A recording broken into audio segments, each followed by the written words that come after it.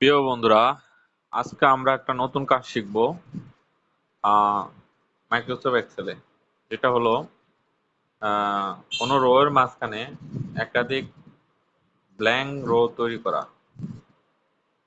শর্টকাটে, যেটা শর্টকাটে অতি দ্রুত করা যায়। যেটা আমরা সবাই জানি যে একটা রোর মাঝখানে আরেকটা রো করতে গেলে কি করতে হয়, কন্ট্রোল ধরে প্লাস দিতে হয়, প্লাস দিলে একটা রো হয়। কিন্তু এই কাজটা দীর্ঘ প্রসেসিং এর কাজ, আমরা এভাবে করব না।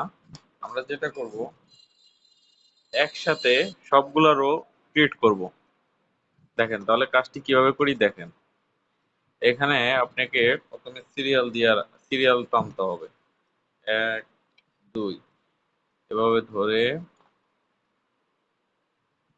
এখানে যাবেন, তারপর কপি করবেন, কপি করার পর এখানে পেস্ট করবেন। এই একবার পেস্ট করা মানে হচ্ছে একটা একটা রো আমরা প্রতিটার মাঝখানে একটা করে রো তৈরি করলাম, তৈরি করতেছি। আবার যদি আরেকবার পেস্ট করি তাহলে 2বার হবে। আমরা 2বার করে দেখাই। এখন এখান থেকে সিলেক্ট করে লাস্ট ডিজিট পর্যন্ত এখানে পর্যন্ত যাব। ঠিক আছে, যাওয়ার পর আমাদের কি করতে হবে, এখন আমাদের এই আই আই কলামটা আমরা শর্ট করব। কাস্টম শর্টে গিয়ে এখানে আই কলাম ধরবো, ধরার পরে ওকে দিব। দেখেন আমাদের 2টা করে রো প্রতিটার মাঝখানে হয়ে গেছে।